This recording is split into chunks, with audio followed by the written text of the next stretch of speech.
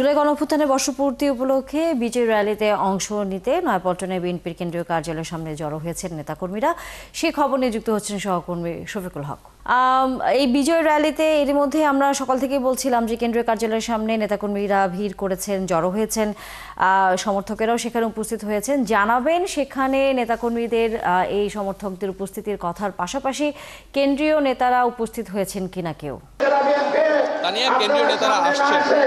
আজকের এই বিজয় র্যালিটি মূলত আপনাকে জানিয়ে রাখি যে ছাত্র জনতার যে গণঅভ্যুত্থান, সেই গণঅভ্যুত্থানের বর্ষপূর্তিতে গত জুলাই মাস পুরো মাসব্যাপী কিন্তু বিএনপি নানা ধরনের কর্মসূচি পালন করেছে। বিএনপি ও এর অঙ্গ ও সহযোগী সংগঠনগুলো আজকের যে বিজয় র্যালিটি নির্ধারণ করা হয়েছে, এটি মূলত এই জুলাই অভ্যুত্থানের যে বর্ষপূর্তির যে কর্মসূচি, সেই কর্মসূচি শেষ কর্মসূচি এবং এই বিজয় র্যালির মধ্য দিয়ে আজকে তাদের যেই এই পুরো মাসব্যাপী যে কর্মসূচি তার সমাপ্তি টানতে যাচ্ছেন। এবং যেই প্রশ্নটি জিজ্ঞেস করলেন যে কেন্দ্রীয় নেতারা আসছেন কিনা, আজকের এই বিজয় র্যালির পূর্বে এই নয়াপল্টনে যে বিএনপির কেন্দ্রীয় কার্যালয়ের সামনে একটি অস্থায়ী মঞ্চ তৈরি করা হয়েছে। বেলা ৩টায় আনুষ্ঠানিকভাবে এই মঞ্চ থেকে এই বিজয় র্যালির উদ্বোধন ঘোষণা করা হবে এবং মঞ্চ থেকে যেটি জানানো হয়েছে, বিএনপির ভারপ্রাপ্ত চেয়ারম্যান জনাব তারেক রহমান এই বিজয় র্যালির পূর্বে যেই সংক্ষিপ্ত সমাবেশটি হবে, সেই সমাবেশে প্রধান অতিথি হিসেবে বক্তব্য দিবেন এবং তার বক্তব্যের পাশাপাশি বিএনপির মহাসচিব মির্জা ফখরুল ইসলাম আলমগীরও আজকের এই সমাবেশে বক্তব্য রাখবেন বলে আমাদেরকে জানানো হয়েছে। আমরা একটু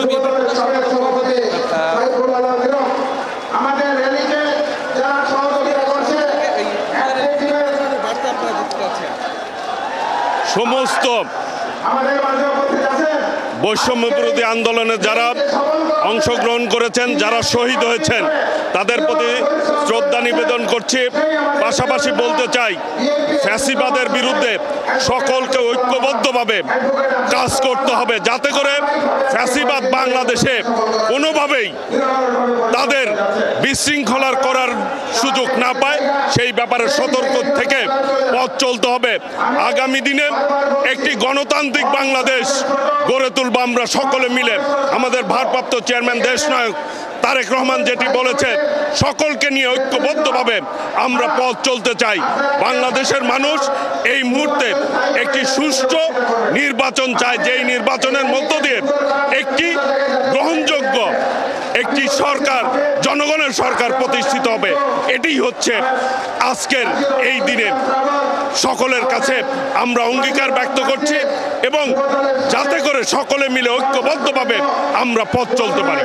ধন্যবাদ। তাকে শুনছিলেন সুলতান সালাউদ্দিন টুকু। তিনি যেমনটি বলছিলেন যে বিএনপি এই দীর্ঘ যে 17 বছরের তাদের আন্দোলন সংগ্রাম, পাশাপাশি এই জুলাই অভ্যুত্থানে তাদের যেই অবদান এবং তাদের যে ত্যাগ, দলের যে নেতাকর্মীদের ত্যাগ, সেগুলো তারা ভুলতে চান না। পাশাপাশি আগামী দিনে জনগণের যে ভোটাধিকার, সেই ভোটাধিকার প্রতিষ্ঠার জন্য আজকে বিএনপির ভারপ্রাপ্ত চেয়ারম্যান তারেক রহমান এই বিজয় র্যালির পূর্বে যে সমাবেশ, সেই সমাবেশ থেকে গুরুত্বপূর্ণ বার্তা দিবেন এবং সেই বার্তা শোনার জন্য নেতাকর্মীরা এই নয়াপল্টনে জড়ো হয়েছেন। আরেকটি বিষয় বলে রাখি তানিয়া, আজকের এই বিজয় র্যালিটি বিকেল বেলা ৩টায় শুরু হওয়ার কথা থাকলেও আমরা যেটি দেখতে পেয়েছি যে দুপুরের পর থেকেই কিন্তু ঢাকা মহানগর, ঢাকা উত্তর, দক্ষিণ এবং ঢাকার যে আশপাশের জেলাগুলো রয়েছে, সেই জেলা থেকেও কিন্তু বিপুল সংখ্যক নেতাকর্মী এই নয়াপল্টনে জড়ো হয়েছেন এবং সেই নাইটাঙ্গেল মোড় থেকে শুরু করে ফকিরাপুল মোড় পর্যন্ত রাস্তার দুপাশেই কিন্তু আমরা ব্যাপক নেতাকর্মীদের উপস্থিতি এখানে দেখতে পাচ্ছি। তো আনুষ্ঠানিকভাবে বিকেল ৩টা নাগাদ এই বিজয় র্যালিটি এখান থেকে শুরু হওয়ার কথা রয়েছে। এখন পর্যন্ত এটুকুই। তানিয়া। ধন্যবাদ শফিকুল হক। নিশ্চয়ই আমরা ফিরবো যখন আপনি বলছিলেন যে দুপুর ৩টার সময় আনুষ্ঠানিকভাবে এই বিজয় র্যালির যে কর্মসূচি, সেটির উদ্বোধন করবেন ভারপ্রাপ্ত চেয়ারম্যান তারেক রহমান। আমরা তখন ফিরে আসবো আবার আপনার কাছে। দর্শক, সহকর্মী শফিকুল হক ছিলেন আমাদের সাথে এতক্ষণ।